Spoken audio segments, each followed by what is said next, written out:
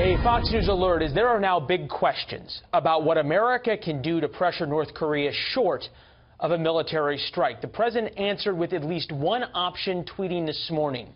The United States is considering, in addition to other options, stopping all trade with any country doing business with North Korea. Here to weigh in, Bruce Klingner with the Heritage Foundation, also a North Korea expert of the CIA and DIA Heritage. Bruce, big picture. Does that tweet, if true and if followed through on, change the game? It certainly would have a huge impact, but it would go beyond those that are violating U.S. law or UN resolutions by trading with North Korea on prohibited programs to go against any entity that's even engaging in legal activity. So, if the U.S. were to cut off all trade with China because some Chinese entities are dealing with North Korea, that would have a huge impact on the U.S. economy. On the other hand, if all of a sudden you said to the Qataris and the Poles and the Saudis and other people who use North Korean slave labor and send back hard cash, a decision to do business with North Korea is a decision not to do business with America. They have a couple of billion in trade with North Korea. They have a couple of $100 billion in trade with the United States. Perhaps they cut the North Koreans' funding off.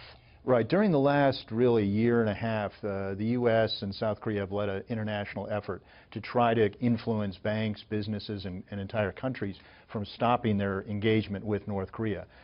Sort of a name and shame program, but also pointing out the violations of U.S. law. So by doing that, so far haven't worked though. Well, it's been implemented, but there's a lot more we can be doing. We still haven't sanctioned more than just one Chinese bank that the administration did this year.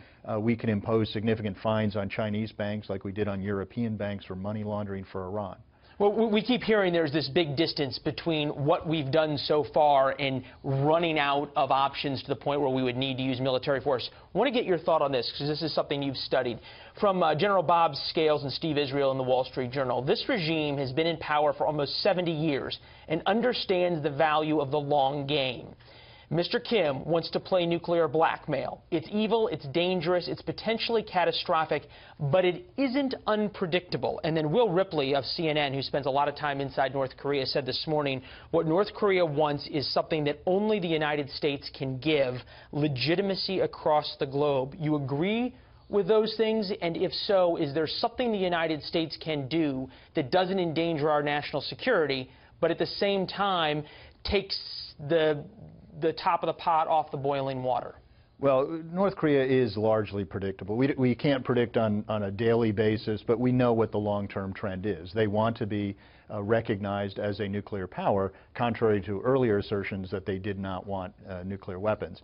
But the U.S. and others have offered legitimacy. We've offered to recognize them as a country. We've done any number of other things to offer them security assurances in previous negotiations, and that didn't stop them from developing nuclear missiles. Well, it appears as though they are now undeniably a major nuclear power in terms of their size of their weapons and their ability to deliver them.